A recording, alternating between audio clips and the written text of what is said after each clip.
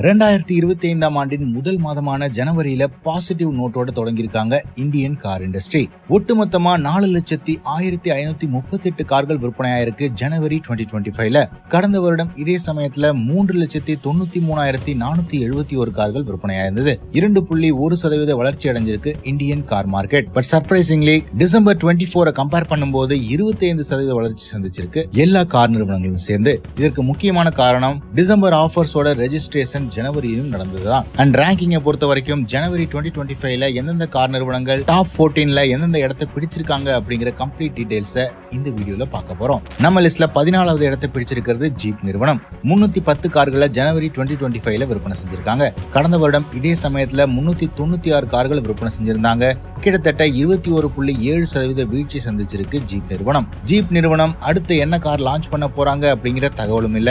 இதன் காரணமா விற்பனையில கூடிய விரைவில் எந்த விதமான இம்ப்ரூவ்மெண்ட் இருக்கும் அப்படின்னு எதிர்பார்க்க முடியாது. 13வது இடத்தை பிடிச்சிருக்கிறது சிட்ரோயின் நிறுவனம். 470 கார்களை விற்பனை செஞ்சிருக்காங்க ஜனவரி மாதத்துல. கடந்த வருடம் இதே சமயத்துல 650 கார்களை விற்பனை செஞ்சிருந்தாங்க.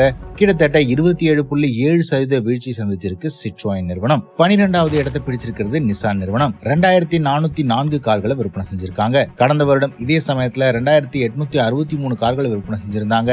கிட்டத்தட்ட 16% வீழ்ச்சி சந்திச்சிருக்கு நிசான் நிறுவனம். நிசான் மேக்னைட்டோட ஃபேஸ் லிப்டுக்கு பிறகு பெரிய முன்னேற்றம் இல்ல.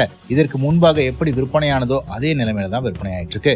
பட் நிசான் எக்ஸ்போர்ட்ஸோட விற்பனை ரொம்பவே அதிகமா இருக்கிறதா தகவல்கள் வெளிவந்திருக்கு. இதன் காரணமா இந்தியா ஆபரேஷன்ஸ்ல எக்ஸ்போர்ட்ஸ் மார்க்கெட்டை அதிகமா கான்சென்ட்ரேட் பண்றாங்க. 11வது இடத்தை பிடிச்சிருக்கிறது ரெனோ நிறுவனம். 2780 கார்களை விற்பனை செஞ்சிருக்காங்க.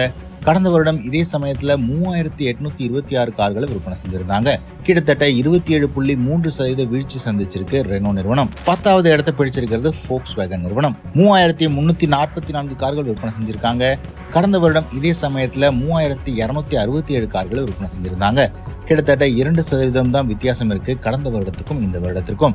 இதன் காரணமா ஃபோக்ஸ்வேகன் கான்ஸ்டன்டான சேல்ஸ் வால்யூமை தக்க வச்சிட்டு இருக்காங்க. 9வது இடத்தை பிடிச்சிருக்கிறது ஸ்கோடா நிறுவனம். 4133 கார்கள் விற்பனையாயிருக்கு. கடந்த வருடம் இதே சமயத்துல 2377 கார்கள் தான் விற்பனை செஞ்சிருந்தாங்க.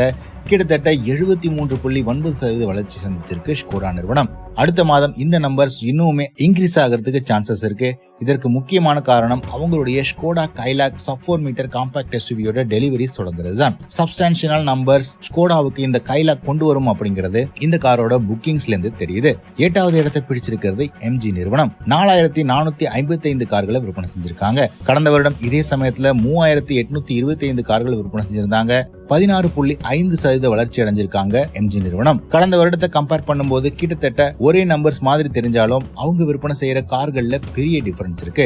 எம்ஜி நிறுவனம் இன்னைக்கு தேதியில எலக்ட்ரிக் கார்கள் தான் அதிகமா விற்பனை செய்யறாங்க. MG Windsor, MG Comet, MG ZSEV அப்படின்னு அவங்களுடைய விற்பனையில ஆதிக்கம் செலுத்துறது அதிகபட்சமா எலக்ட்ரிக் கார்கள் தான். 7வது இடத்தை பிடிச்சிருக்கிறது ஹோண்டா நிறுவனம். 6103 கார்களை விற்பனை செஞ்சிருக்காங்க.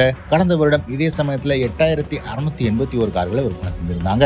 அவங்க ரீசெண்டா லான்ச் பண்ண ஹோண்டா அமேஸ் அதிகபட்ச நம்பர்ஸை கொண்டு வரும் அப்படின்னு எதிர்பார்த்தாங்க. ஆனா செடான் செக்மெண்ட்டுக்கு சப் 4 மீட்டர் காம்பாக்ட் எஸ்யூவிஸ் எக்கச்சக்கமா போட்டியா லான்ச் ஆகிற காரணத்தினால எதிர்பார்த்த அளவுக்கு அமேஸ் பெரிய சக்சஸ் பெறல. இதன் காரணமா கிட்டத்தட்ட 30% வீழ்ச்சி சந்திச்சிருக்காங்க ஹோண்டா. 6வது இடத்தை பிடிச்சிருக்கிறது கியா நிறுவனம். 25025 கார்களை விற்பனை செஞ்சிருக்காங்க.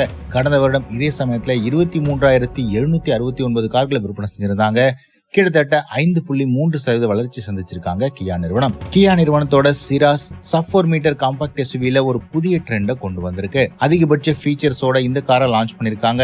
சோ இதன் காரணமா கியாவோட நம்பர்ஸ் இன்னும் அதிகமாகிறதுக்கு சான்சஸ் இருக்கு.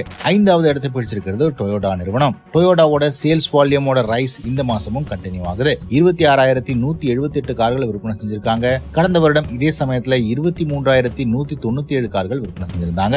4வது இடத்தை பிடிச்சிருக்கிறது டாடா மோட்டார்ஸ். 48075 கார்களை விற்பனை செஞ்சிருக்காங்க. கடந்த வருடம் இதே சமயத்துல 53635 கார்களை விற்பனை செஞ்சிருந்தாங்க. கிட்டத்தட்ட 10% வீழ்ச்சியை சந்திச்சிருக்காங்க. 10% தான் வீழ்ச்சி அப்படிங்கிறது டீசென்டான நம்பர்ஸ் மாதிரி தெரிஞ்சாலும் டாடா மோட்டார்ஸ் 2024ல எக்கச்சக்கமான கார் மாடல்களை ரீலான்ச் பண்ணியிருந்தாங்க. உதாரணத்துக்கு லேட்டஸ்டான Tata Nexon, Tata Nexon EV, Tata Punch, Tata ICNG, Tata Curvv அப்படின்னு பல கார்களை லான்ச் பண்ண பிறகும் 10% குறைவான சேல்ஸ் வால்யூம் அச்சீவ் பண்ணிருக்கிறது டாடாவுக்கு ஒரியிங் சைன்ஸ் ஆயிருக்கு. அவங்களுடைய அடுத்த ப்ராடக்ட்ஸான டாடா சியாரா போன்ற கார்களை லான்ச் பண்ணா மட்டுமே மஹிந்திரா, ஹியூண்டே போன்ற நிறுவனங்களோட காம்பீட் பண்ண முடியும். வழக்கமா 4வது இடத்தை பிடிக்கிற மஹிந்திரா நிறுவனம் இந்த முறை 3வது இடத்தை பிடிச்சிருக்காங்க. 50,659 கார்களை விற்பனை செஞ்சிருக்காங்க. கடந்த வருடம் 43,068 கார்களை விற்பனை செஞ்சிருந்தாங்க. கிட்டத்தட்ட 17% வளர்ச்சி சந்திச்சிருக்காங்க மஹிந்திரா நிறுவனம். மஹிந்திராவோட லேட்டஸ்ட் ப்ராடக்ட் எல்லாமே அதிகபட்ச வெயிட்டிங் பீரியட்ல போயிட்டு இருக்கிற காரணத்தினால எக்கச்சக்கமான டிமாண்ட் இருக்கு. கூடவே BE6 போன்ற கார்களுடைய எதிர்பார்ப்பும் அதிகமா இருக்கு. சோ மஹிந்திராவோட சேல்ஸ் வால்யூம் கான்ஸ்டன்டா அப்கிரேட் ஆகும் அப்படிங்கறதுலயும் எந்த விதமான சந்தேகமும் இல்ல. இப்ப ஹியூண்டேவுக்கு மஹிந்திரா நிறுவனம் தான் க்ளோசஸ்ட் காம்படிட்டரா இருக்காங்க. 2வது இடத்தை பிடிச்சிருக்கிறது ஹியூண்டே நிறுவனம். டாடா மஹிந்திராவை கம்பேர் பண்ணும்போது சப்ஸ்டான்ஷியலா அதிகபட்சமா 54,000 கார்களை விற்பனை செஞ்சிருக்காங்க. கடந்த வருடம் இதே சமயத்துல 57,000 கார்களை விற்பனை செஞ்சிருந்தாங்க. கிட்டத்தட்ட 5% வித்தியாசம் இருக்கு கடந்த வருடத்துக்கும் இந்த வருடத்திற்கும். ஹியூண்டேயோட கிரெட்டாவை பொறுத்த வரைக்கும் சப்ஸ்டான்ஷியலான சேல்ஸ் வால்யூமை கொண்டு வருது. இது கூடவே வென்யூ, எக்ஸ்டரும் நல்லா சப்போர்ட் பண்ற காரணத்தினால ஹியூண்டேயோட சேல்ஸ் வால்யூம் நாளுக்கு நாள் அதிகரிச்சிட்டு இருக்கு. ஹியூண்டே கிரெட்டாவோட எலக்ட்ரிக் வெர்ஷனையும் லான்ச் பண்ணிருக்காங்க. மற்ற நிறுவனங்களோட எலக்ட்ரிக் கார் சேல்ஸ் வால்யூமை இந்த கார் ஈட்டப் பண்ணும் அப்படின்னு எதிர்பார்க்கலாம். முதலிடத்தை பிடிச்சிருக்கிறது மாருதி சுசுகி. 1,73,599 கார்களை விற்பனை செஞ்சிருக்காங்க. கடந்த வருடம் இதே சமயத்துல 1,66,802 கார்கள் விற்பனை செஞ்சிருந்தாங்க. கிட்டத்தட்ட 4% வளர்ச்சி சந்திச்சிருக்கு மாருதி சுசுகி.